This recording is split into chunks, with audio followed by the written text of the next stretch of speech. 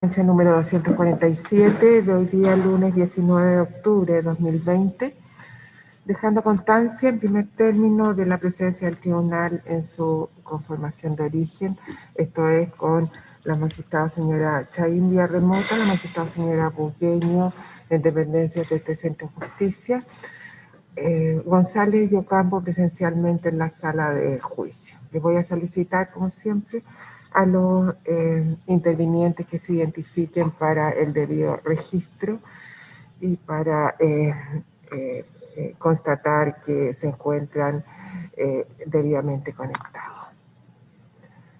Muchas gracias a su señoría, muy buenos días. Por el Ministerio Público comparecen el abogado Rodrigo Álvarez y los fiscales Jaime Retamar y Jimena Chong, todos vía remota. Gracias. Consejo de Defensa del Estado, buenos días.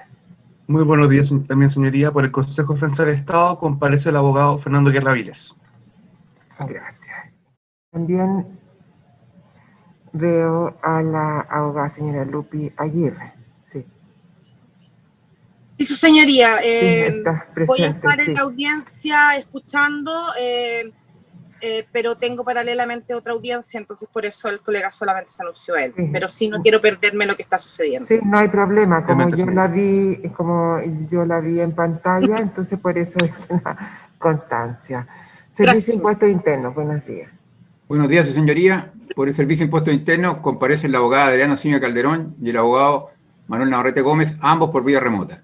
Gracias. Seguimos entonces con el querellante ciudadano inteligente y otros. Sí, señoría, buenos días. Carlos Hidalgo Guerrero, en representación de Fundación Ciudadano Inteligente, Federación de Pescadores Artesanales de Corral, Sindicato Independiente de Armadores y Pescadores Artesanales Históricos de Valdivia y Fede Pesca San Juan. Y hago presente además que Nicolás Acevedo se va a incorporar posteriormente también a la audiencia vía remota para que hagamos un cambio de comparecencia. Perfecto. Querellante por don Hugo Gutiérrez, buenos días. Buenos días, su señoría. Por el querellante Hugo Gutiérrez Galvez comparece el abogado Matías Uribe Calderón. Perfecto, gracias. La defensa entonces, buenos días, defensa del señor Ortiz. Buenos días, señoría. Por Jaime Ortiz Buchón comparece el abogado Sergio Rodríguez Oro por vía remota. Perfecto. Abogado señor Ortiz, buenos días. Audiencia 247, presenta Jaime Ortiz. Gracias. La defensa de la acusada señora Isasi, buenos días. Buenos días, magistrados. Buenos días a los intervinientes. Comparece el abogado Cristian Mardones Flores en representación de doña Marta Isasi Barbieri por vía remota. Gracias. Señora Isasi, buenos días. Muy buenos días, presidenta. Buenos días, magistradas. Presente vía remota. Defensa del acusado señor Lobos. Muy buenos días, señorías, y al resto de los intervinientes. En representación de Fernando Lobos Torres, la abogada María Catalina Torres Nazar por vía remota. Mi representado me acompaña también vía remota. Gracias, señor Lobos. Buenos días. Muy buenos días, magistrados. Raúl Fernando Lobos, vía remota. Perfecto. Y la defensa de Corpesca, buenos días. Buenos días, su señoría. En representación de Corpesca comparece el abogado Waldo Baum. Hago presente que la abogada Carolina Oreque se incorporará en un rato más. Perfecto. Bueno, seguimos entonces con la audiencia y nos encontramos escuchando al Servicio de Impuestos Internos en sus alegaciones de clausura. Señor Navarrete, puede continuar. Muchas gracias, señoría. Tal como habíamos referido el viernes, señoría, estábamos analizando en particular la etapa o la fase objetiva, mejor dicho, del delito, en este caso el sustrato fáctico, y estábamos señalando cómo se había acreditado el sustrato fáctico de esta conducta. Ya habíamos señalado varios de ellos.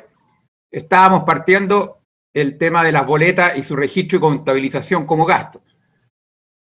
A ese respecto, señoría, estimamos que resulta suficientemente acreditado, especialmente, ¿cierto?, con la declaración del perito don Juan Valdés Mella de la fecha 18 de noviembre del 2019, en que señaló que revisando todos los antecedentes que indica en su declaración y en su informe previo, dijo, se comprobó que entre los años comerciales 2009 y 2013, Corpesca registró en sus libros contables y declaró en su formulario 22 respectivo gastos amparados en boletas de honorarios falsas por servicios que no se prestaron, etcétera, etcétera. En esa parte, especialmente, ¿cierto?, nos parece que el perito Juan Valdés realizó un análisis exhaustivo de cómo estas boletas fueron registradas en la contabilidad de Corpesca.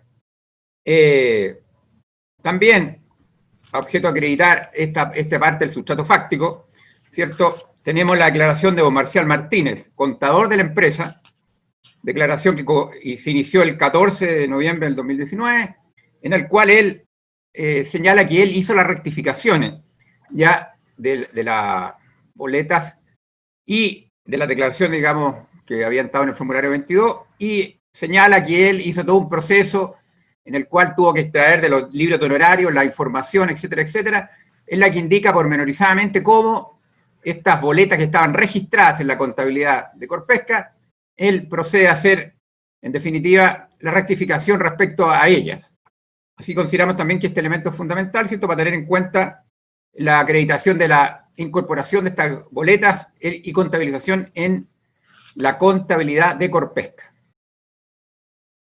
Su señoría, con eso estimamos que se satisface plenamente la prueba de sustrato fáctico, en este caso, de la imputación hecha al señor Jaime Orpiz. Ahora iniciaremos el análisis del aspecto faz subjetiva, o sea, nos referimos al dolo en este caso. Como sabemos, su señoría, la doctrina ha dicho que en general el dolo en forma común se puede acreditar de dos grandes formas, ¿cierto?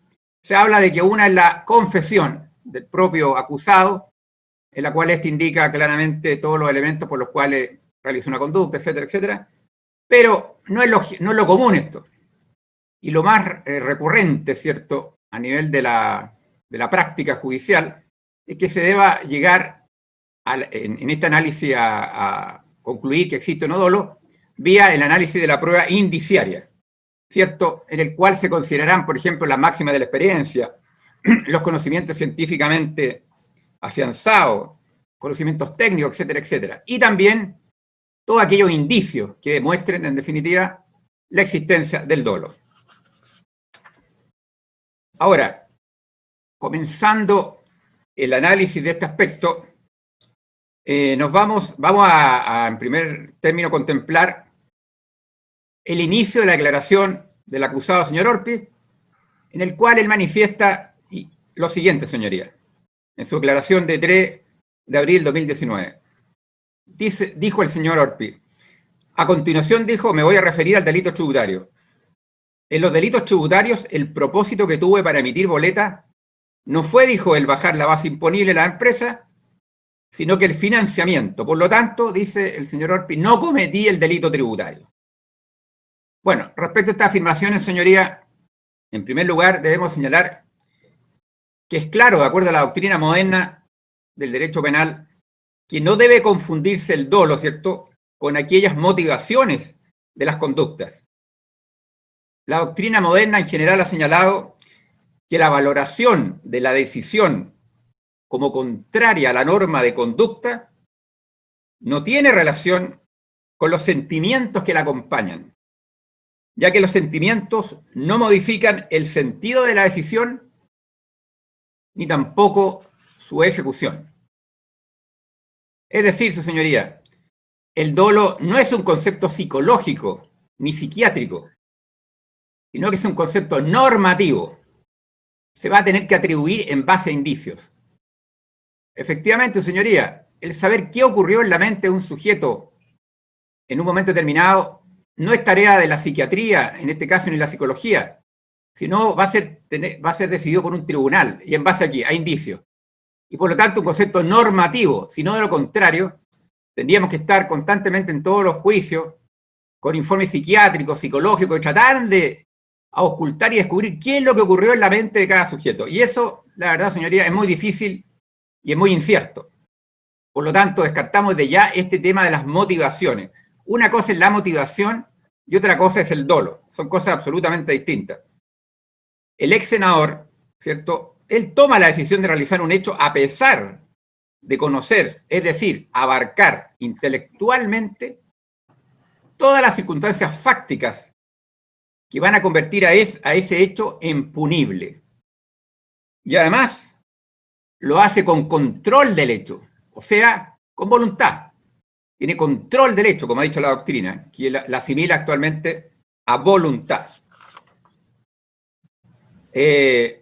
A este respecto, un catedrático alemán, Wolfgang Fritsch, un catedrático emérito de la Universidad de Friburgo, muy conocido en el ámbito penal mundial, ¿cierto?, ha señalado en su obra Dolo y Riesgo, página 169 y siguientes, que la actuación del sujeto, siendo consciente del riesgo que su conducta entraña para un bien jurídico, supone una auténtica decisión contra dicho bien. ¿Ya? O sea, cuando estamos en presencia de un riesgo típicamente relevante en que puede acaecer un resultado o bien una elevación de dicho riesgo, el sujeto, teniendo conocimiento pleno de todo esto, actúa. Y esto, dice el profesor Fritsch, supone una auténtica decisión contra dicho bien. O sea, señoría, estamos en presencia de un derecho penal, no de autor, sino un derecho penal de hecho, de la conducta. Es la conducta la que nos va a arrojar luces sobre qué es lo que hubo, cuál es el dolo. Ya, por ejemplo, la doctrina ha dicho, por ejemplo, la profesora Mirunche Corcoy Vidasolo, ¿cierto? Profesora, ilustre profesora española, ¿cierto? Que ha escrito bastante obra en materia penal, muy conocida en la doctrina. Ya nos señala, por ejemplo, ha dicho la profesora Corcoy, que esto de las motivaciones comúnmente muy distintas a los resultados de los delitos. ¿Ya? Y nos da un ejemplo muy claro, por ejemplo, los delitos medioambientales. Nos dice la señora Corcoy, en un delito medioambiental, comúnmente, ¿cierto?, podemos imaginarnos que los sujetos que han cometido delitos medioambientales en su mente se imaginaban, por ejemplo, que en un lago era contaminado y los peces morían, o que ese lago se producía una putrefacción, o que en una situación X se producía un efecto nocivo. Nos dice, no, eso sería propio de una mentalidad muy desviada. ¿Qué es lo común? ¿Qué es lo que motiva, por ejemplo, el que violenta normas medioambientales en un delito medioambiental? Lo motiva comúnmente un tema económico.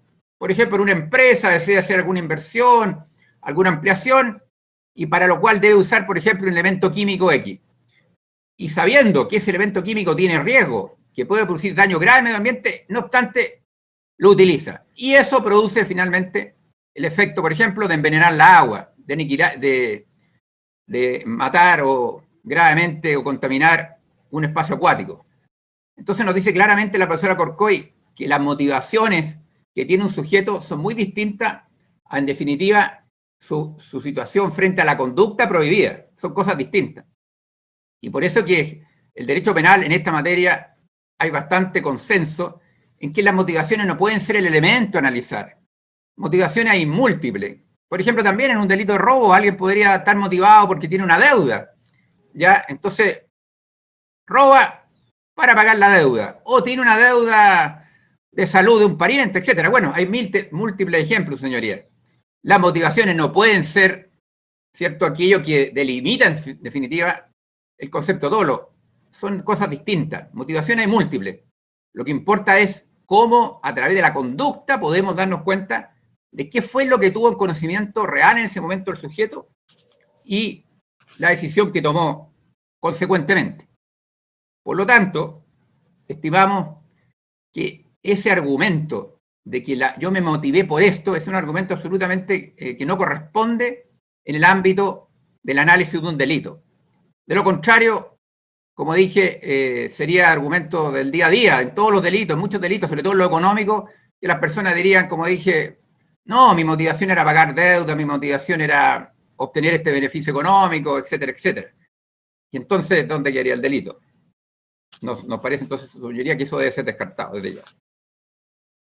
Ahora bien, vamos a analizar indicadores del dolo en este caso, que nos permiten inferir y poder, en definitiva, estimar que hubo dolo en la conducta del acusado.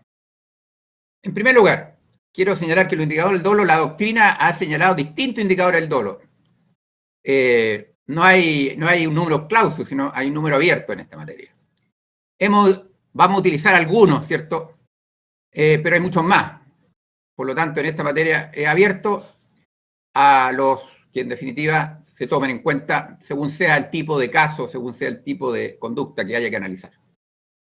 Primer indicador del dolo, que ha dado la doctrina, los conocimientos especiales. ¿Ya?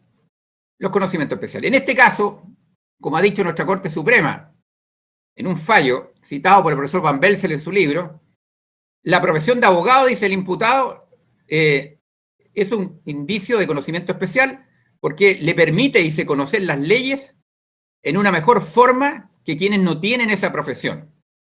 ¿Ya? Eso ha dicho nuestra Corte Suprema respecto a este primer elemento indicador del dolo, el conocimiento especial. Que el abogado tiene este conocimiento especial que lo hace tener una visión intelectualmente mucho más completa de lo que es una ley. Segundo lugar, otro indicador del dolo, su señoría, los conocimientos propios del rol del sujeto. Aquí apuntamos, ¿cierto?, a una función determinada que apunta el sujeto, más allá, por ejemplo, del anterior que hablaba del conocimiento por una profesión, sino de un rol. Y en este caso, estamos en la presencia de un parlamentario. Parlamentario que, como aparece en las conversaciones probatorias, estuvo entre los años 1990 y 2018. En ese periodo, él participó en el análisis, discusión y aprobación de distintas leyes tributarias, especialmente reformas tributarias, pero ¿qué es lo relevante, por ejemplo? Que en particular participó en la dictación de la ley 19.738, que fue justamente la ley denominada lucha contra la evasión o normas para combatir la evasión tributaria, que creó el tipo penal que hemos analizado en este juicio, el 97 número 4, inciso final. O sea, él participó en la creación del propio tipo penal que ahora se le está imputando. Se le preguntó al senador si él había participado en los años 1990-2018 en muchos proyectos y reformas y distintas leyes tributarias, y señaló que sí. ¿Ya? Por lo tanto, ahí tenemos dos indicadores que nos parecen muy relevantes en este caso, señoría, que no son comunes estos indicadores, porque comúnmente los ciudadanos que aparecen en delitos tributarios son ciudadanos a veces de otros conocimientos, por ejemplo, artistas, etcétera, distintas situaciones en que no obstante eso igual puede haber dolo, porque los tipos penales exigen que tenga el conocimiento de un profano, basta que se represente lo básico, no es necesario ser un experto en materia tributaria. Pero en este caso en particular tenemos una condición bastante especial, ser abogado por una parte, y por otra haber sido parlamentario durante un largo periodo y haber participado en la creación de muchas normas tributarias. Veamos ahora actos específicos, otro indicador, actos específicos. Aquí hemos clasificado básicamente 3 actos específicos, ya que nos parecen muy reveladores del dolo.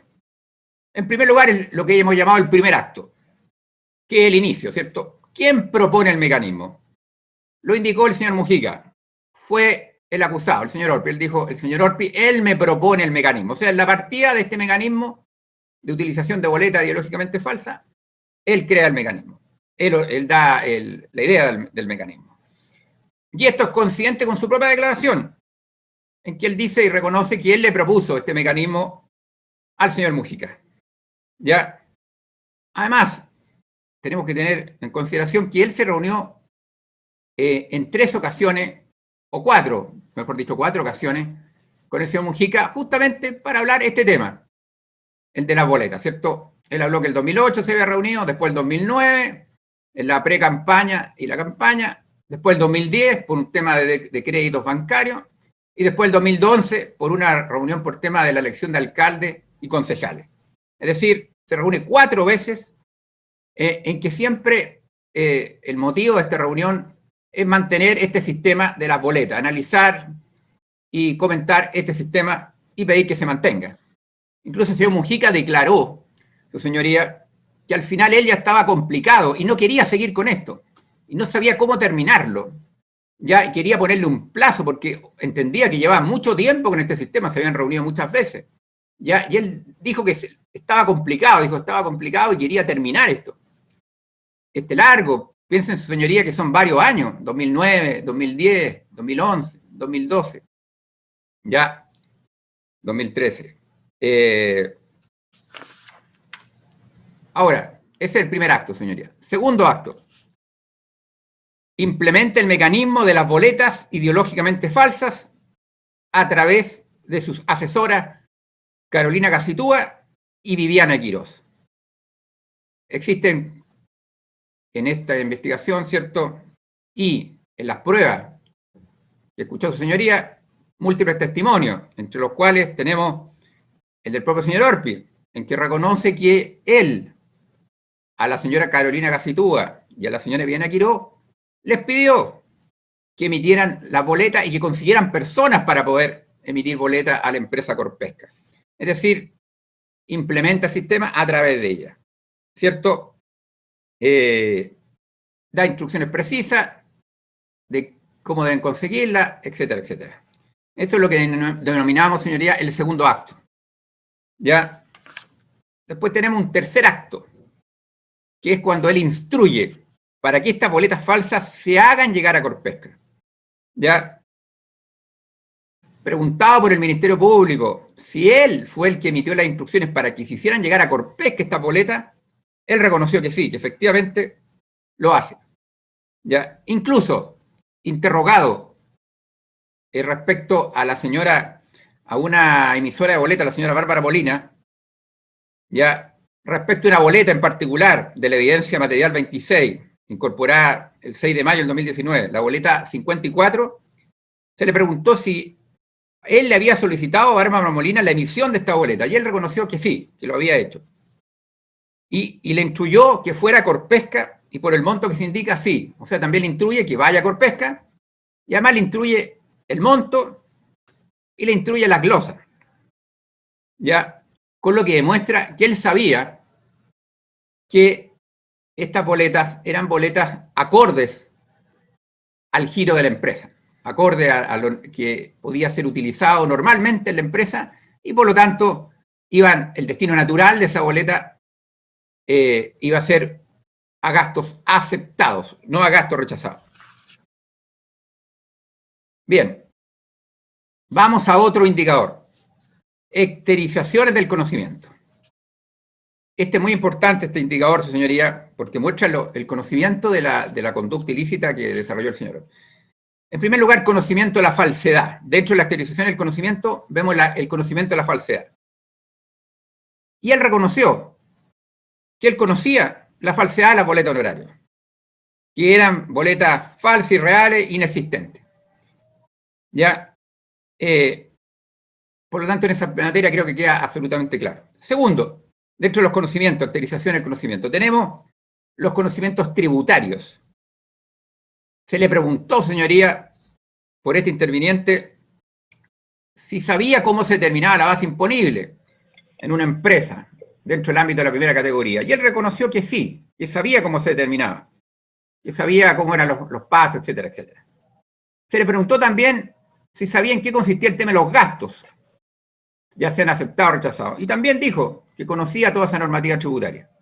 O sea, tenía conocimientos tributarios perfectamente claros y delimitados respecto a las materias por las cuales, en definitiva, realizó la conducta punible. También en el ámbito tributario, los conocimientos, señoría, algo muy relevante.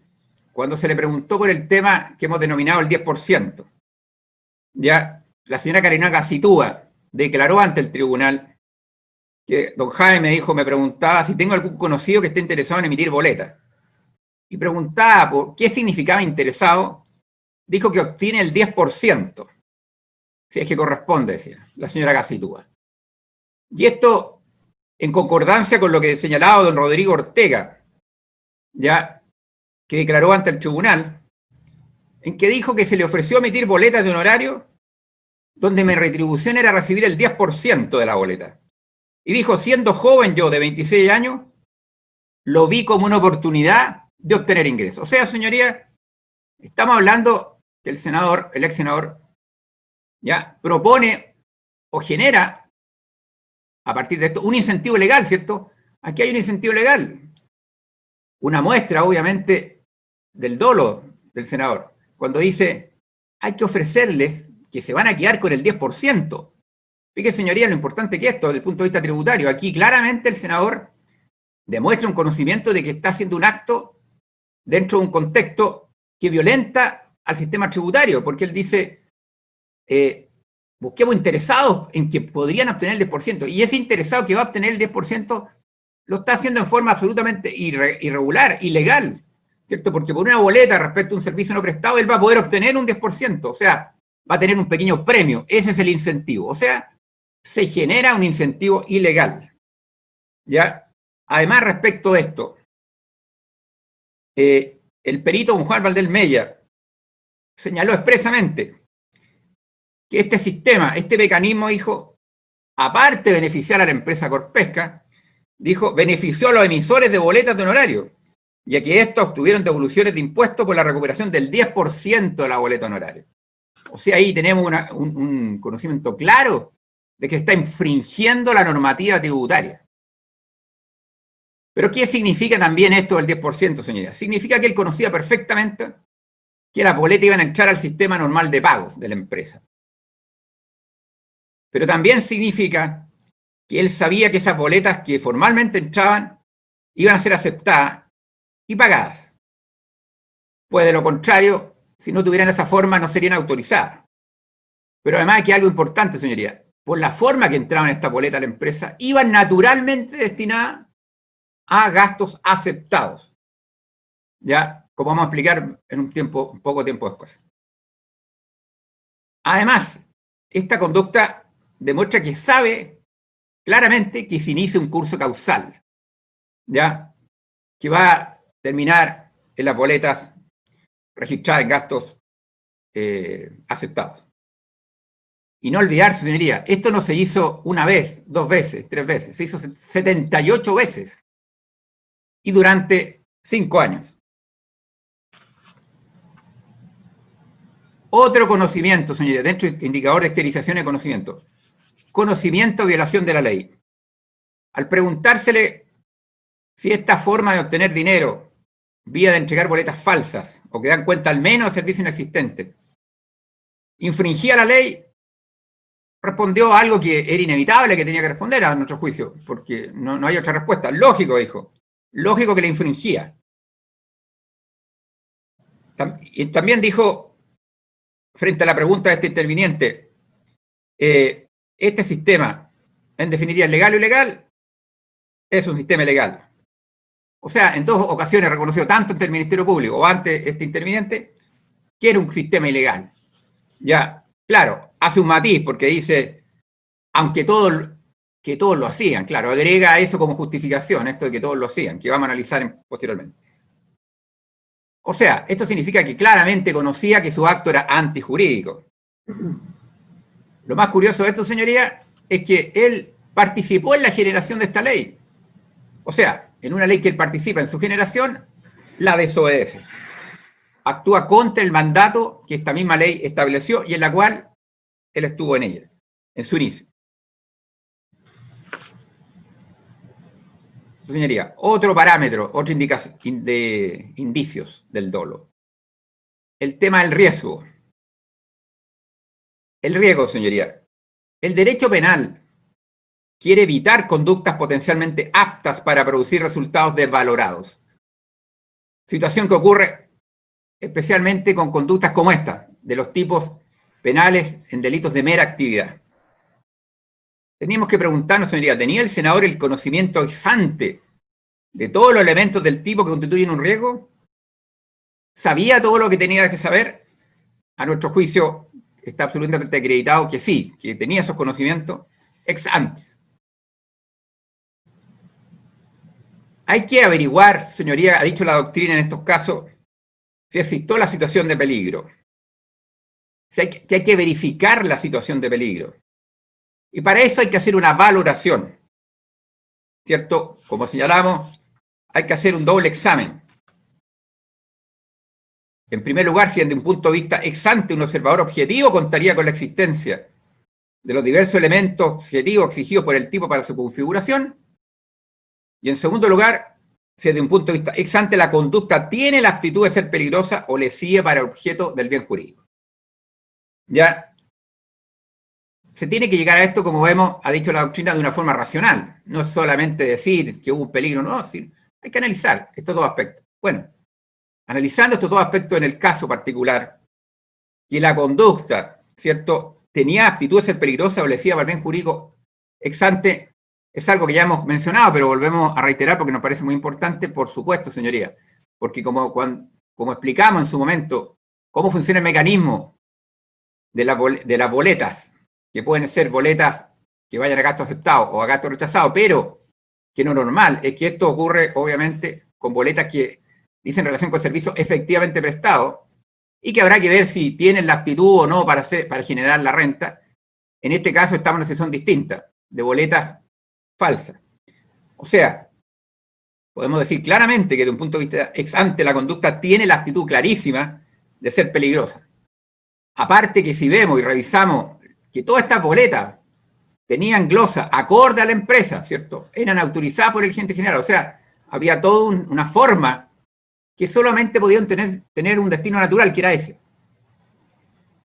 Y por otro lado, si analizamos desde un punto de vista ex ante, que un observador objetivo contaría con la existencia de estos diversos elementos exigidos para el tipo en su configuración, no cabe duda que el señor Orpiz, por sus conocimientos, ya sea como abogado, ya sea como senador, ya sea como partícipe en reformas tributarias, en leyes tributarias, no podía menos que saber claramente, y lo sabía, que este procedimiento era un procedimiento que tenía un riesgo típico evidente y que llevaba, en definitiva, a que el curso natural era llegar a ser una boleta aceptada. Más adelante voy a plantear una hipótesis cómo funcionó esto. Habíamos hablado en su oportunidad, señoría, refiriéndonos al delito, que un autor, Wolfgang Fritsch, ¿cierto?, había dicho que en estos delitos de mera actividad era clave analizar el concepto del saber ontológico y nomológico del autor, o sea, de toda la normativa que tiene presente, que conoce, y el momento directo en que actúa, todos los elementos que rodean esa conducta. Ya lo hemos señalado varias veces que, a nuestro juicio, de acuerdo a las pruebas que existen en este juicio, tenía ambos conocimientos, el ontológico y el nomológico. O sea, hay que atender, su señoría, a la circunstancia específica en que actúa el sujeto. Y eso claramente determina que en este caso actuó, a nuestro juicio, con dolo. Ha dicho también el profesor Fritsch que si se reúnen ambos requisitos, cualquier alegación de confianza, dice, en la no realización del riesgo o del resultado, es irracional y no puede ser admitido como excluyente de la imputación dolosa. O sea, señorías, si analizamos este doble examen y llegamos a la conclusión de que supo todo lo que tenía que saber, alegar de que confiaba, de que creía, de que se imaginaba, simplemente es un análisis irracional, porque se ha creado un riesgo jurídicamente relevante. Ya, su señoría. Además, en este mismo orden de idea, se le preguntó al senador, en cuanto a que él, en su calidad de abogado y miembro de una sociedad, conocía el efecto tributario de contabilizar una boleta honoraria en una empresa. Y él nos dijo que cuando se presenta una boleta de honorario en una empresa, la empresa tiene la facultad y la posibilidad, por decisión de la misma, de enviarla a gasto rechazado o incorporarla como gasto. Es decir, él claramente sabía que habían dos caminos. Ya, él sabía que estaba poniendo en riesgo a la empresa, ya, porque él no tenía ninguna seguridad de que la empresa iba a incluirla en una u otro ítem. O sea, con esta afirmación del ex senador, queda claro de que conocía que había un peligro. Ya, también señaló, cuando fue consultado por el tema directo de las boletas, dijo evidentemente, estas boletas electrónicas, estas boletas muchas veces son electrónicas, dijo, y se incorporan a la contabilidad de manera directa. Dijo, y es una facultad que no me compete a mí, sino que tienen que preguntarle a los ejecutivos de Corpesca, que estaban en la contabilidad, ¿por qué no la enviaron a gasto rechazado? No tiene que hacerme a mí esa pregunta, dice. Fueron ellos quienes hicieron la imputación. Claro que sí, señoría. Queda claro que ellos hicieron la imputación. Y de hecho, por hacer esa imputación, esas boletas, es que el gerente general de la empresa, don Francisco Mujica, fue condenado en estos autos. Pero la pregunta es, ¿por qué tendrían que haberle enviado gastos rechazados? Porque él dice, los ejecutivos, los contables de la empresa, tenían que enviarle gastos rechazados. ¿Por qué tendrían que haberle enviado, señora? Si ellas formalmente cumplían todos los requisitos que indica la ley. Y solo él y el señor Mujica, de acuerdo a lo que se ha aprobado en este juicio, eran los que conocían esto. Solo ellos dos conocían el mecanismo. Y estas boletas estaban hechas de una forma perfectamente, formalmente, para que fueran, en definitiva, a ser aceptadas con esa calidad como gasto. Por lo tanto, cuando él dice, ellos debieron haberle enviado, pero ¿por qué debían haberle enviado? Si, como repito, la forma que estaban hechas, y tomando en cuenta que solo ellos dos sabían esto, llevaba a que, por máxima experiencia, por lógica, tenían que ir destinadas a gastos aceptados. Incluso aquí hay una declaración muy importante del gerente de finanzas de la empresa, don Raúl Feliú, ¿ya? Al cual se le preguntó por ese interviniente, por la glosa, de la siguiente forma. Se le dijo, Corpesca le preguntó por glosa, y dijo que usted que eran normales y tenían firma el gerente. Por estas consideraciones, esto significa que naturalmente estas boletas estaban destinadas a ser gastos necesarios para producir la renta. ¿Y quién nos contestó? El gerente de finanzas, señoría. El gerente de finanzas de la empresa Corpesca dijo sí. Porque eran aprobadas por el gerente general. Primer aspecto, ¿cierto? Y por conceptos que eran normales para Corpesca. O sea, el gerente de finanzas nos dice que estas boletas, su destino natural era gasto aceptado. Lo dice un hombre que conocía perfectamente el manejo financiero, que tiene todos los conocimientos y que participa en la empresa. O sea que esta afirmación de que yo no sé por qué tendrían que haberla llevado para allá, si debían haberla llevado para allá, se desmiente absolutamente con los datos empíricos, los datos fácticos. Estas son solamente frases, pero no tienen sustento real, técnico y en la realidad de lo que ocurrió en la empresa. Partiendo por lo que declara el gerente de finanzas, don Raúl Feliú. También el mismo señor Mujica, el gerente general, se le preguntó que el hecho que tuviera la boleta su Bosca le da totalmente normalidad. Dijo sí. Advirtió que la boleta no debía incluirse como gasto necesario. No, nunca lo advertí, dijo. El contador de la empresa, don Marcial Martínez, ¿cierto?, señaló, ante también la pregunta de la forma de esta boleta y de cómo se tramitaba al interior de la empresa, nos dijo que entraban a contabilidad, nos dijo que la contabilidad revisaba si estaban autorizadas por el Servicio de Impuestos Internos, si estaban autorizados hasta el número, el rango de la boleta. Pero después, cuando se le pregunta más en detalle si evaluaban la real capacidad del servicio que se había prestado, su idoneidad técnica, nos dijo, yo imaginaba que deben ser idóneos, dijo, porque si no, no se le habría dado la autorización. Ya, el contador de la empresa, ¿cierto?, nos dice, imagino que deben ser idóneos, o no, porque si no, o no se le había dado la autorización. O sea, el contador de la empresa también nos dice que esas boletas normalmente tenían que ir a gastos aceptados y no a gastos rechazados. O sea, vuelvo a decir, esta frase de que yo no sé por qué la gente de contabilidad los llevó acá y no los llevó allá, claro que se sabe, su señoría, porque estaban hechas de tal forma que fueran allá, no que fueran al otro ítem.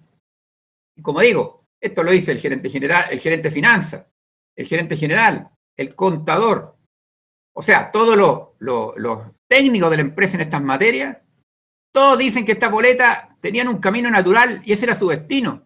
Por lo tanto, la afirmación del señor Orpi de que no, que yo pensaba que eran otros, es una afirmación que se contradice absolutamente con lo que ocurre en la realidad, con la forma de estas boletas, con el mecanismo de las boletas. También se le preguntó al perito Juan Valdés, ¿cierto?, que declara el 18 de noviembre del 2019, respecto a las boletas. Estas boletas normalmente son aquellas que se utilizan en los gastos rechazados a la empresa por su experiencia, una larga experiencia que tiene el perito en analizar boletas en empresas, etc. Y él nos dice, no, Por supuesto que no, dice. Estas boletas eran por servicios que no se prestaron, eran falsas. Y agregó, en general, dice, los contribuyentes que llevan gastos rechazados del artículo 21 son, por ejemplo, reparación de un auto, personal del gerente, que no tiene nada que ver con el giro. O sea, eso es lo normal. Boletas que no tienen que ver con el giro, o boletas que es dudoso si había aptitud o no el gasto, o sea, la prestación efectuada con el giro de la empresa. Llámese, por ejemplo, una fiesta. ¿Cuál es la controversia común que hay entre los contribuyentes del Servicio de Impuesto Interno en esta materia de gasto, señoría?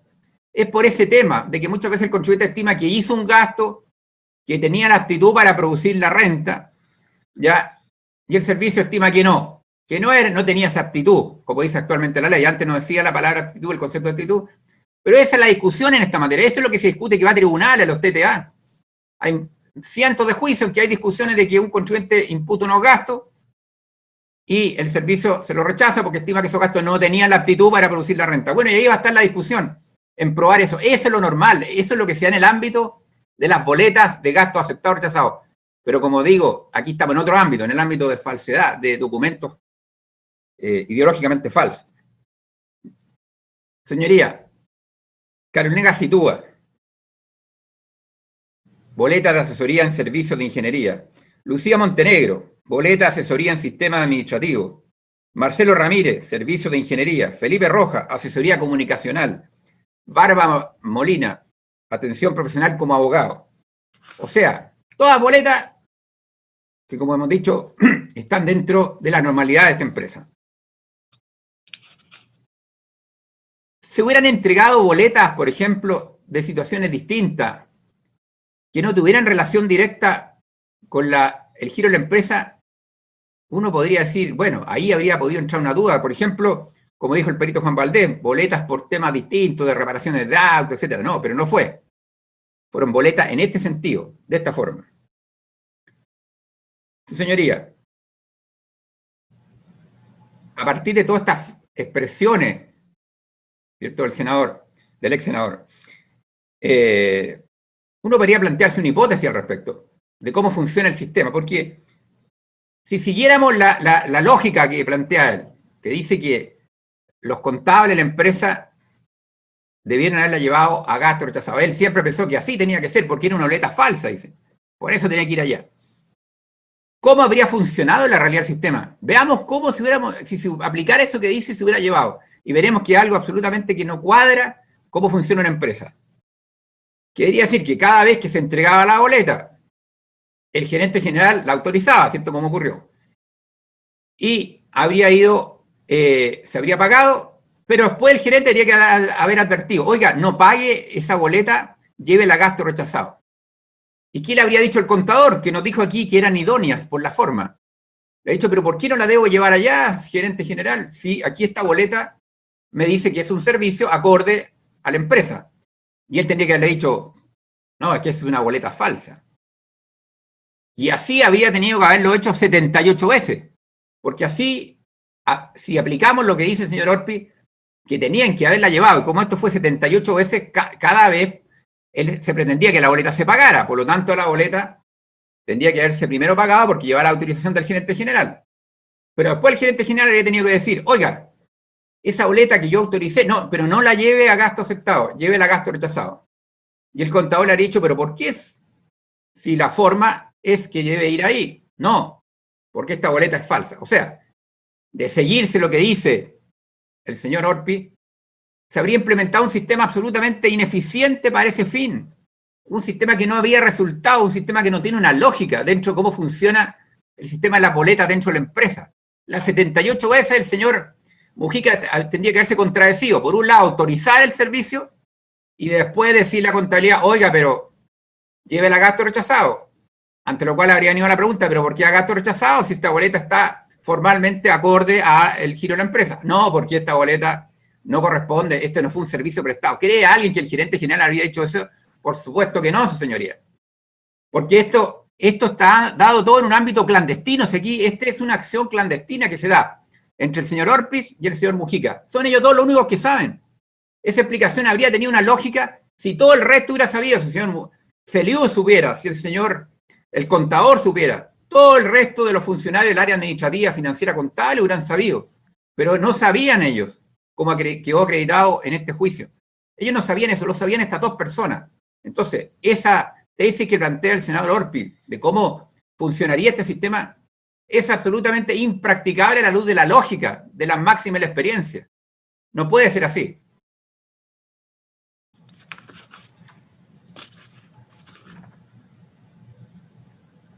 Y también, señoría, cuando él, hay un argumento aquí curioso, porque el ex senador nos dice, yo entrego una boleta falsa y por ese hecho tiene que ir destinada a gasto rechazado.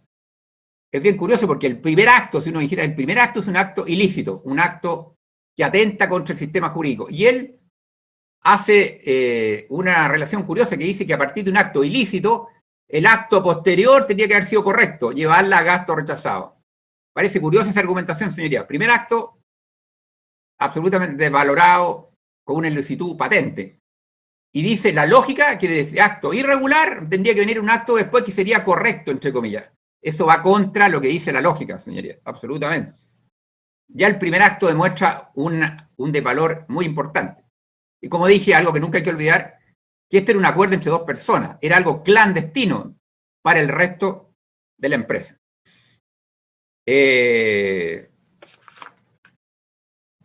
Señoría, lo que el autor espere, confíe,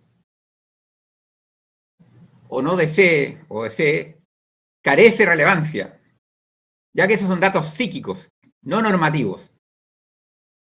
Como ha dicho la doctrina, el esperar que un resultado no ocurra, a pesar de saber que se está ejecutando un acto que importa un riesgo, ha dicho claramente la doctrina, es algo irracional. No tiene razón. ¿Cierto? Un autor alemán, Maurach, ha dicho que se califica de peligro a un estado irregular en que, dadas las circunstancias concretas, se considera probable la producción de un daño. Y es justamente lo que ocurrió en la especie. ¿Ya? Por último, en esta materia, en este indicador, señoría, del conocimiento, el senador señaló que un argumento que da adicional es que él dice que él no disfrazó con un informe la boleta. Y trata de indicar que eso sí que habría sido algo que evidenciara una conducta maliciosa, dolosa, ¿cierto? El hecho de que hubiera adjuntado un informe, señoría. Pero la verdad es que eso no es así, puesto que eso parte de la base de un análisis posterior que hubieran hecho el resto de los funcionarios de la contabilidad, etc. Pero todos sabemos que aquí el acuerdo entre las dos personas, gerente general y el señor Orpi, y que una vez que firmara con su visto bueno el gerente general, como quedó acreditado en auto, ya no iba a ser cuestionada esa boleta. Por lo tanto, este argumento como distractor de que yo no entregué un informe, a nuestro juicio, no añade ni quita a lo que hemos dicho. Por último, en materia de indicio, tenemos otro indicio que tiene que relación con el tipo de conducta, ¿cierto? Cuando un sujeto realiza una conducta, hay que analizar de acuerdo al contexto situacional, ¿cierto? Si esas conductas son aptas o neutras, ha dicho la doctrina. Ya. Conducta apta, ¿cierto? Conductas que por su naturaleza, por la forma que se realizan, llevan en definitiva, generan un riesgo y llevan probablemente un resultado. A diferencia de las conductas neutras, que si bien podrían producir efectivamente un resultado, son conductas que son más difusas, porque están hechas en un contexto muy amplio, muy vago, digamos. Podemos decir, señoría, que de acuerdo a los antecedentes que obran en estos autos y que han sido probados durante este largo juicio, en la etapa de la prueba, claramente la conducta del senador Orpi, del ex senador, era una conducta apta, no era una conducta neutra. ¿Y por qué? Vamos a decir algunas cosas aquí que ya de alguna forma hemos mencionado previamente, pero la hemos sistematizado simplemente. En primer lugar, porque él conocía claramente la falsedad de las boletas de honorario que eran falsas. En segundo lugar, él conocía perfectamente, no como cualquier sujeto, lo conocía perfectamente cómo funciona la mecánica tributaria. O sea, cómo se determina la base imponible y qué son los gastos rechazados. En tercer lugar, conocía que las boletas estaban destinadas a ser registradas en la contabilidad de la empresa. En cuarto lugar, sabía que una vez entregada la boleta, iba al sistema normal de pagos.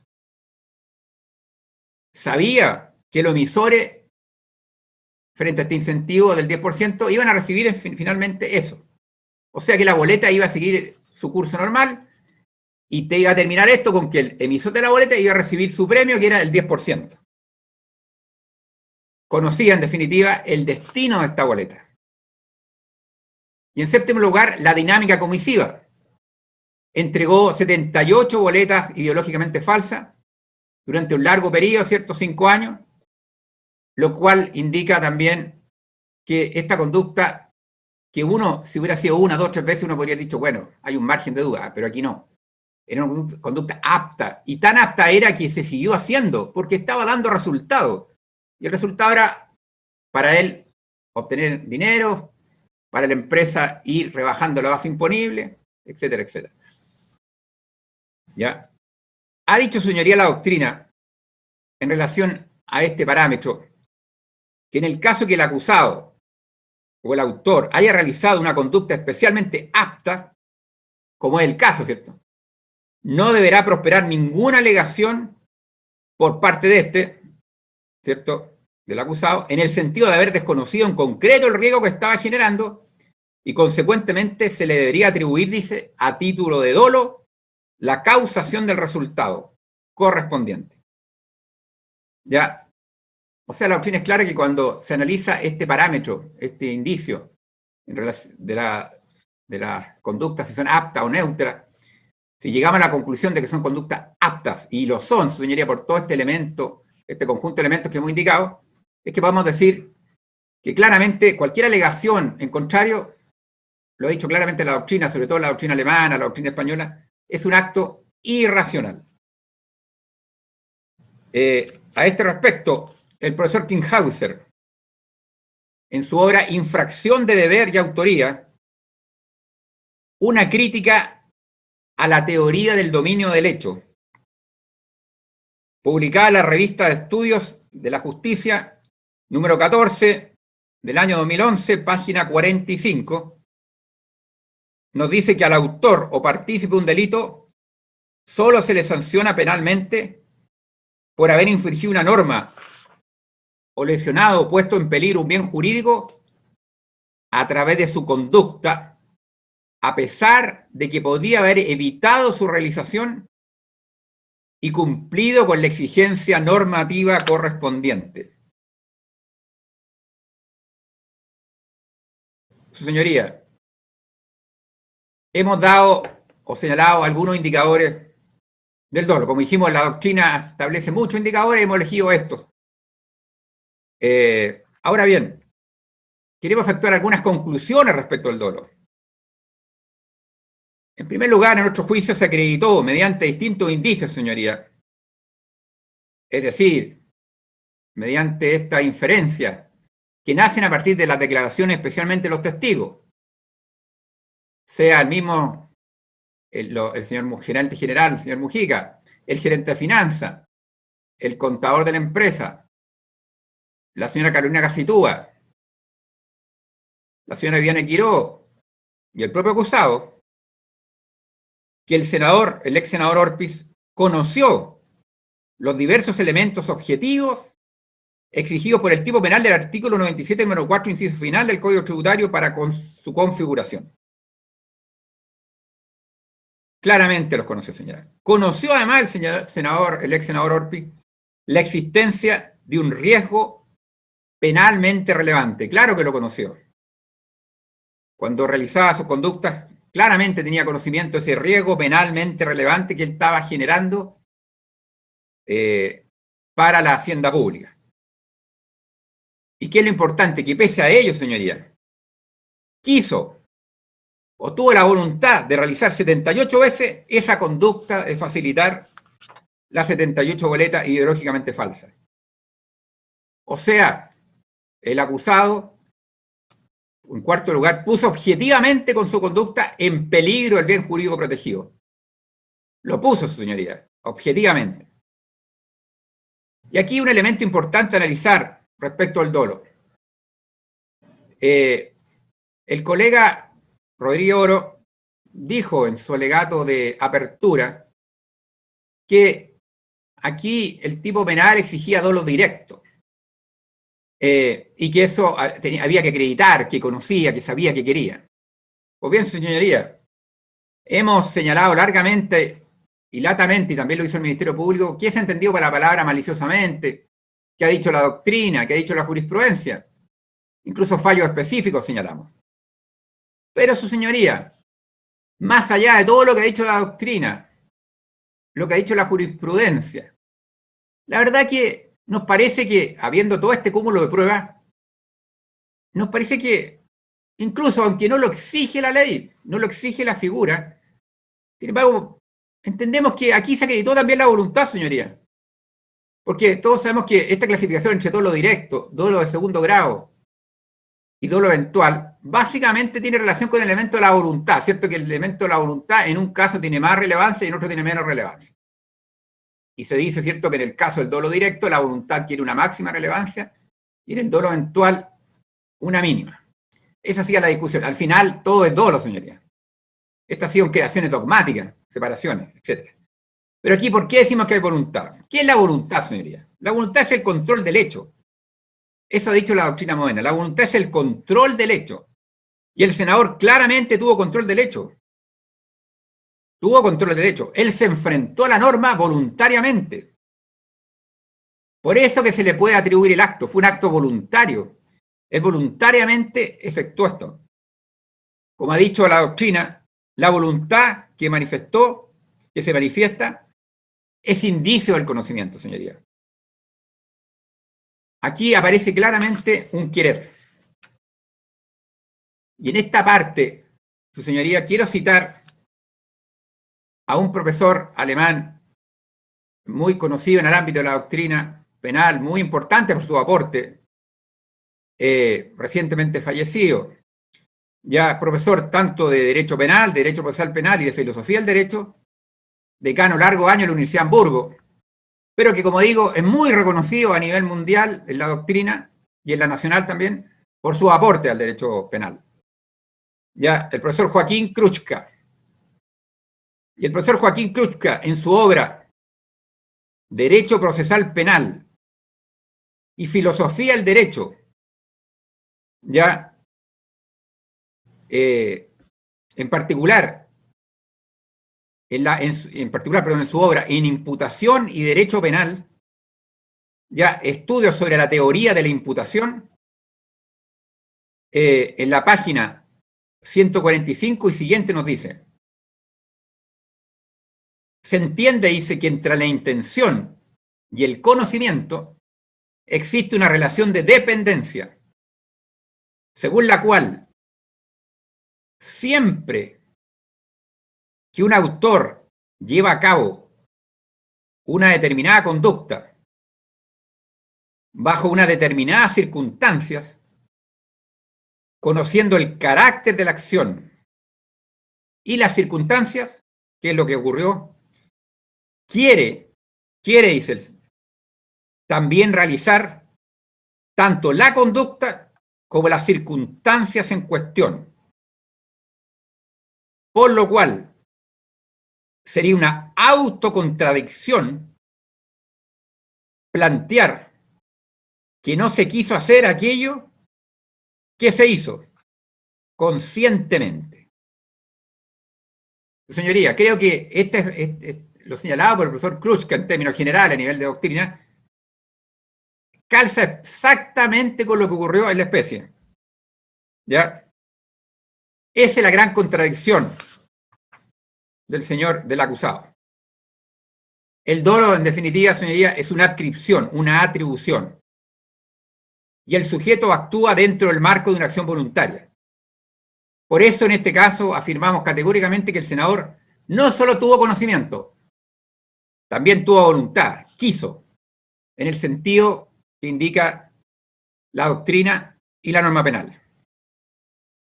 Y aquí una digresión especialmente respecto al contenido del dolo, que es muy relevante. El contenido del dolo en este caso, ¿qué tiene que abarcar el contenido del dolo en este caso? Tiene que abarcar el conocimiento del riesgo penalmente relevante, señoría.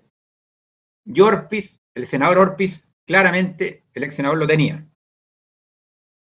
¿Por qué decimos esto? La defensa nos dijo en su alegato de apertura que había que acreditar que su dolo era de rebajar la base imponible, o sea, su voluntad.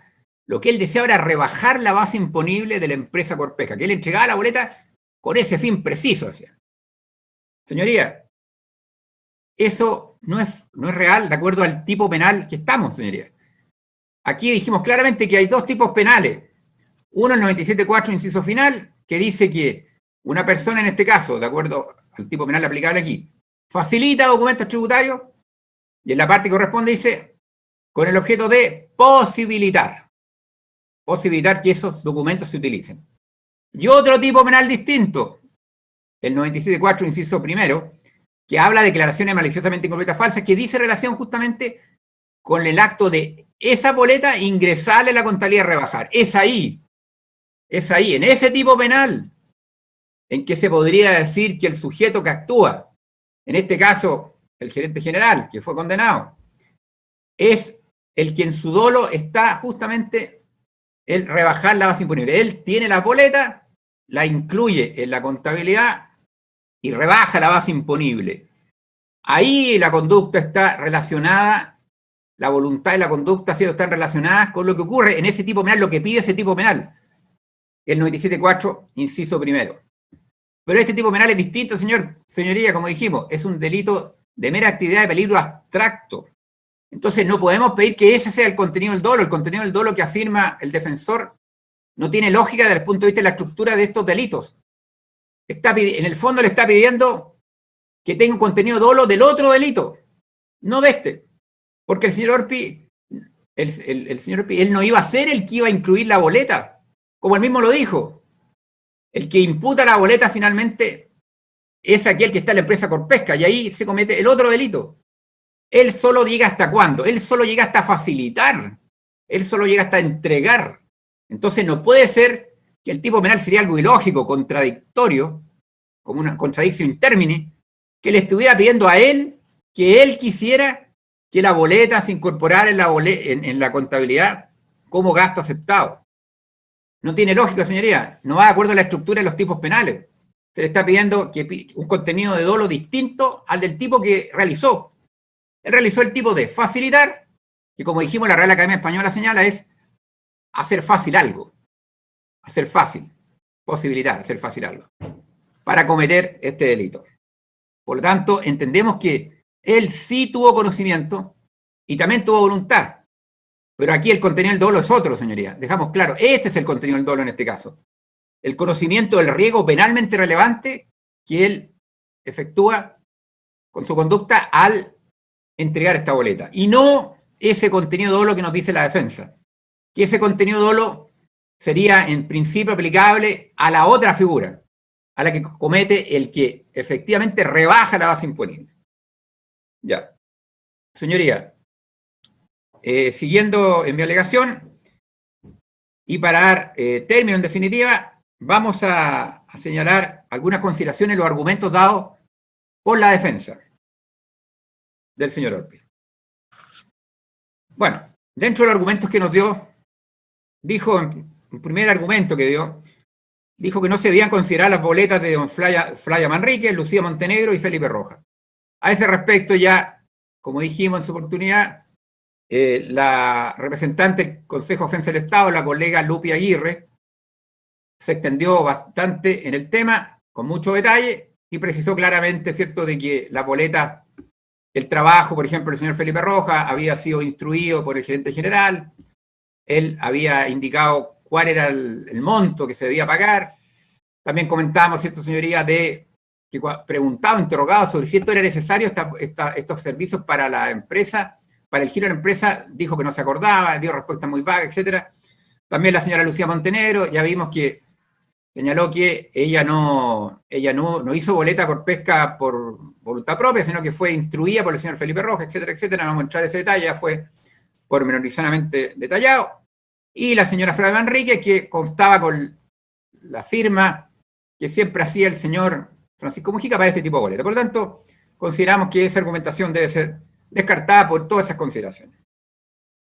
En segundo lugar, el defensor dijo se acreditará cómo los dineros fueron para fines políticos. ¿Ya? O sea, dijo en el fondo, acreditaremos que estos dineros que se obtuvieron producto de la boleta sirvieron para pagar créditos. Y esto está relacionado con lo que habló de las motivaciones. Señoría, vuelvo a decir un ejemplo muy burdo tal vez, pero es aplicable a la especie. Si el día de mañana detectan un sujeto que ha robado un banco, por ejemplo, o que ha robado cualquier situación, él te podría decir, bueno, tengo deudas, voy a acreditar que todo este dinero que obtuve fue para pagar las deudas. ¿Con eso desaparece el delito? ¿O alguien oculta la base imponible durante años y no paga los impuestos que corresponden? Y una vez que es detectado por el Servicio de Impuestos Internos, alega, no, lo que pasa es que yo tenía un problema con mi cónyuge, ella tiene un juicio de alimentos en mi contra, entonces yo lo que quiero es no pagarle los alimentos.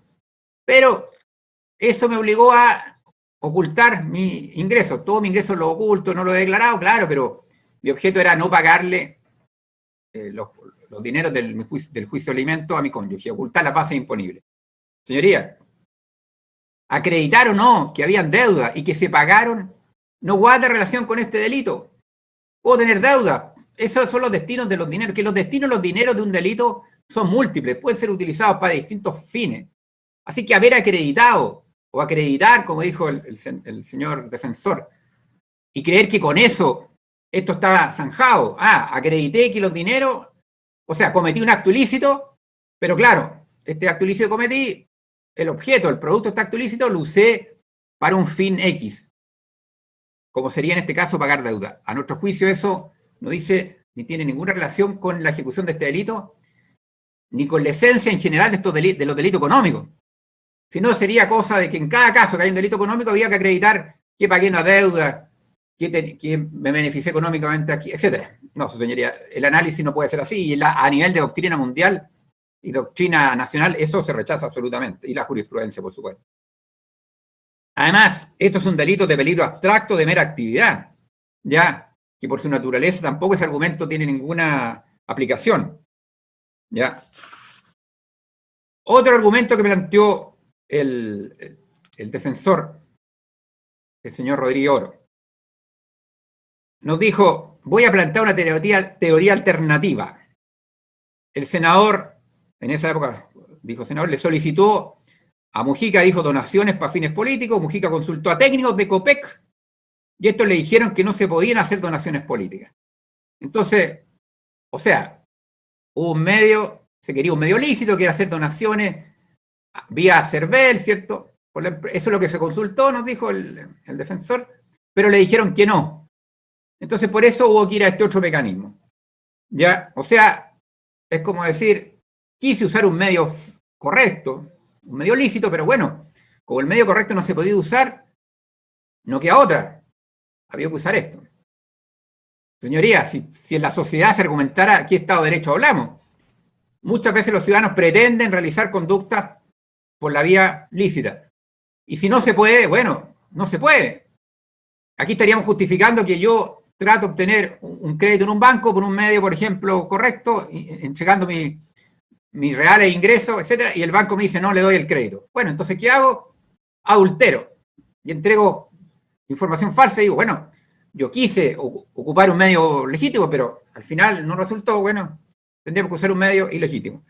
Por lo tanto, me parece que esa argumentación va contra lo que es un Estado de Derecho, va contra cómo funciona un sistema de normas, de jerarquía de normas, etcétera. Cómo funciona, aceptar argumentos de ese estilo serían absolutamente contrarios y producirían un pésimo ejemplo a nivel de funcionamiento de las instituciones y de los ciudadanos. ¿Qué mensaje hay por los ciudadanos?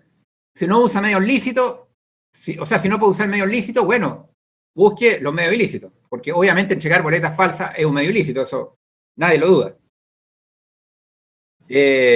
Así que respecto a esa teoría alternativa nos parece absolutamente descartable, porque es una teoría alternativa que plantea una situación absolutamente anómala dentro de un Estado. O sea, esta teoría que supondría una hipótesis fáctica normal, no es normal, señoría.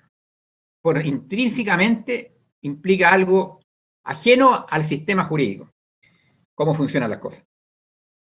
Bueno, también dijo que tendrá que acreditar dolo directo, sabía, conocía, quería. Ya hemos dicho que al final de cuentas, señoría, no obstante que el tipo penal no exigía todo esto, desde el punto de vista que es un delito, mera actividad, peligro abstracto, y si aplicamos la teoría del profesor Ramón Rayés, bastaría acreditar solo el conocimiento, que lo tenía absolutamente, pero creemos que efectivamente se acreditó también que tenía la voluntad, tenía el control del hecho, y ese control del hecho y el contenido del dolo decía en relación con este riesgo típicamente, el riesgo penalmente relevante.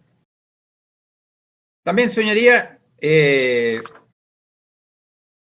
nos dijo el defensor, ¿es razonable que una empresa como Corpesca necesite boletas para rebajar la base imponible o era solo para justificar la salida de dinero?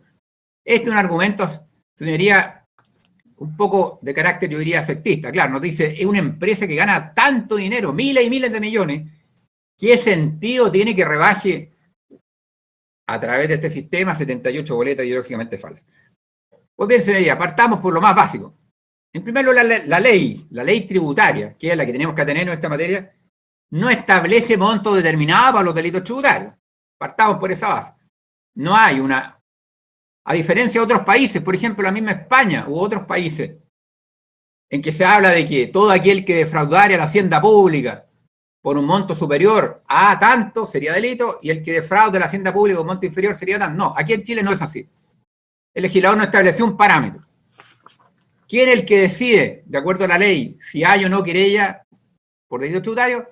De acuerdo al artículo 162, el Servicio de Impuesto Interno, en particular el director del Servicio de Impuesto Interno, es que el que de acuerdo a ciertos antecedentes, ciertos elementos que obran en la investigación, en la recopilación de antecedentes, etcétera, va a decidir de acuerdo a parámetros objetivos como reiteración, volumen, sujeto, contexto, etcétera, etcétera, mercado afectado, si hay o no presentación de una querella.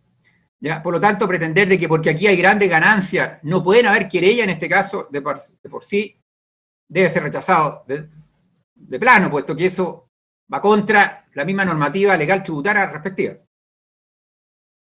Pero además, señoría, el propio gerente general de la empresa, el señor Mujica, cuando se le pregunta si se afectó el patrimonio Corpesca con estas boletas que se contaron como gasto, él dijo no, no se vio afectado el patrimonio Corpesca.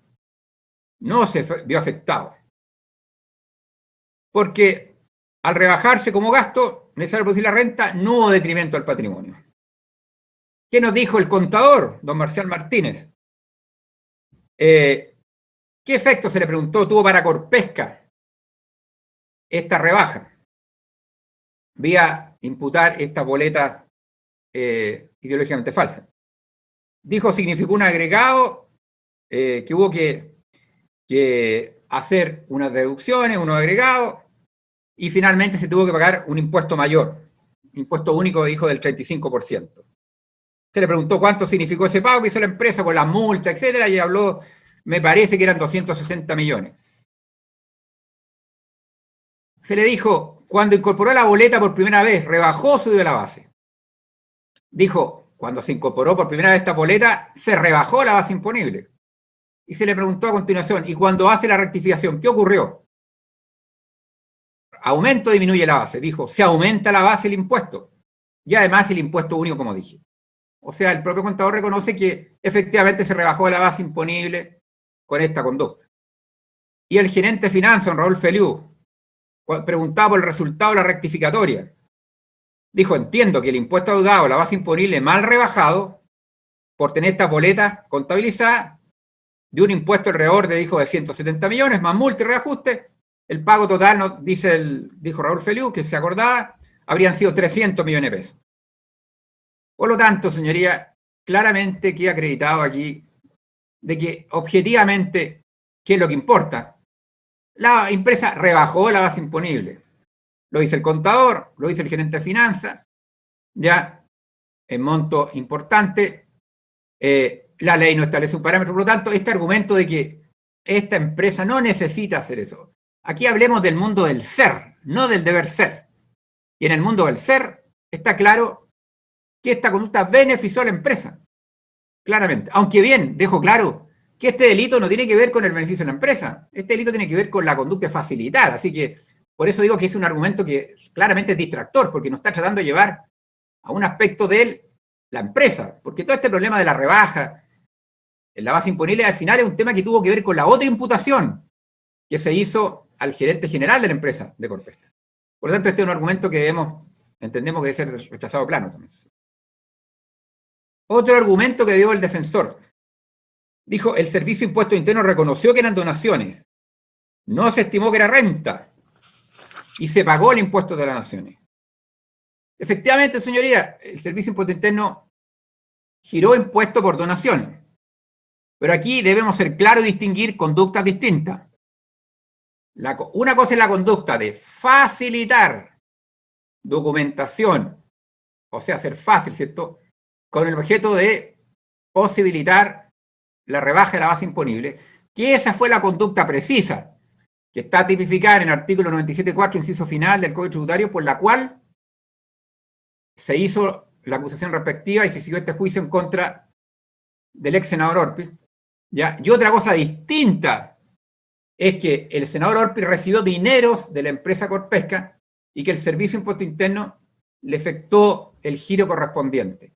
No hay que unir estas conductas, claramente son distintas. Una es facilitar, y que lo dice el tipo penal clarísimo, facilitar, posibilitar la boleta, y otra, el recibir estos dineros vía donaciones. Hacer como que son uno solo, no es así, señoría. Son momentos distintos, y por lo tanto, el hecho de que el Servicio de Impuesto Interno haya girado impuestos de donaciones no tiene nada que ver con que este delito se verificó, porque se cumplieron todos los elementos que exigía el tipo, tanto en la fase objetiva y subjetiva como señalado.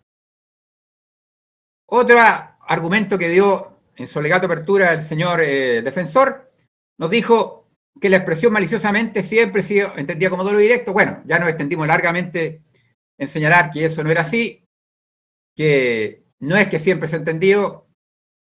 Efectivamente hubo algunas discusiones doctrinales en su principio, pero tenemos abundante opinión mayoritaria de la doctrina, de la jurisprudencia, en el sentido que hemos señalado, avalada, ¿cierto?, como dije, por fallos muy relevantes, como el fallo Caso Cabal recientemente, ¿cierto?, o el fallo Inverlink, ¿cierto?, en que ahí la Corte Suprema expresamente se pronunció de qué se entiende por maliciosamente en todos los delitos tributarios, ¿cierto?, porque dijimos que en varios delitos tributarios se usa esa expresión maliciosamente. Por lo tanto, cuando habla y llega un concepto, por ejemplo, el caso Cabal, y que pide que solamente se acredite el conocimiento para estimar que hay dolo, se está refiriendo a este concepto, maliciosamente.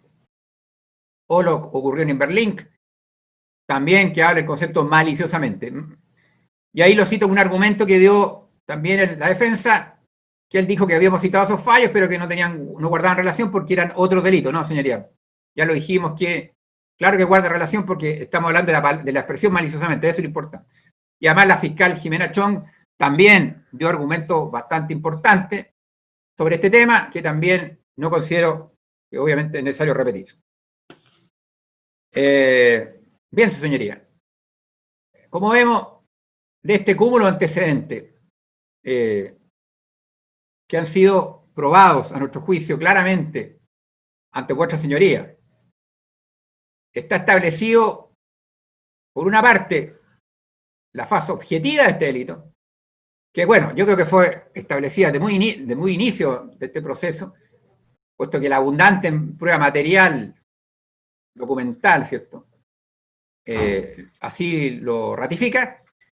Y por otra parte, durante el juicio, que duró largamente un año, ¿cierto?, más de un año, a través de pruebas, como hemos señalado, de indicios, que nacen de los testimonios especialmente, de todas las personas ya referidas, queda claro que el ex senador Orpi, actuó con un conocimiento cabal de todos los elementos fácticos que exige este tipo penal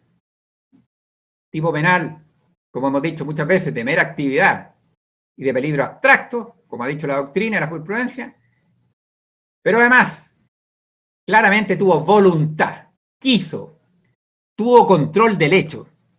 Él tuvo un control absoluto del hecho, señoría.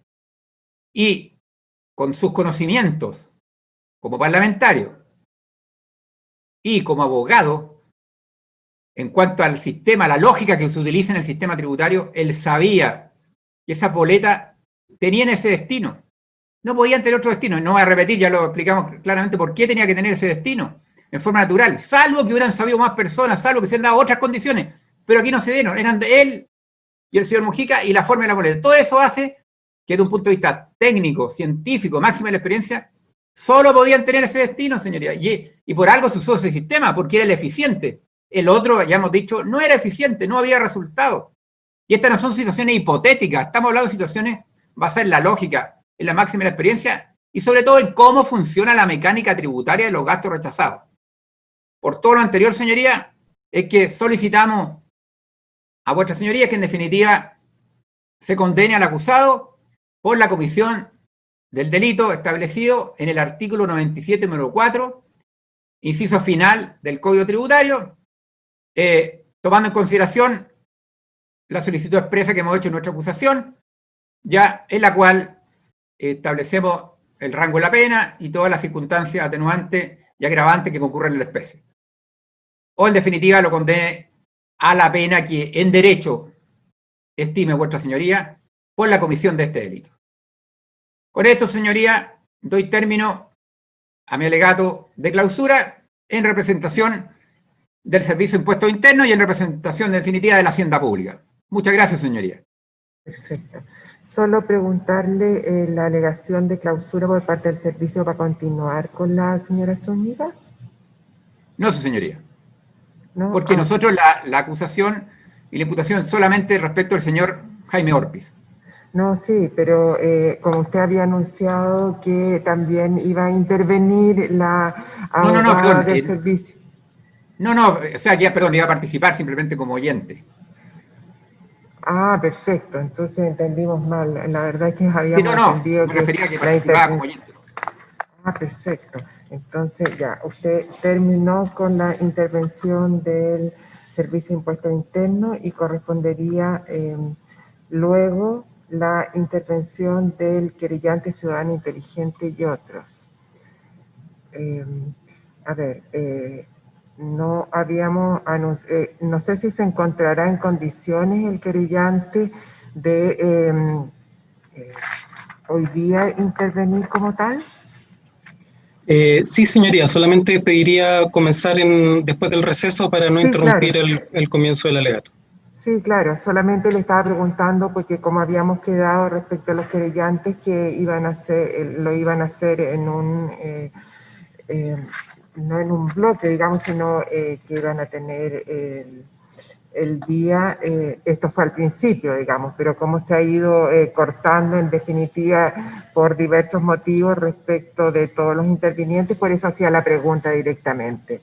Entonces, conforme a los puestos, vamos a hacer el receso de media mañana y a las 11 de la mañana nos reunimos de nuevo para escucharlo, señor querellante. ¿Ya? Muchas gracias. Okay.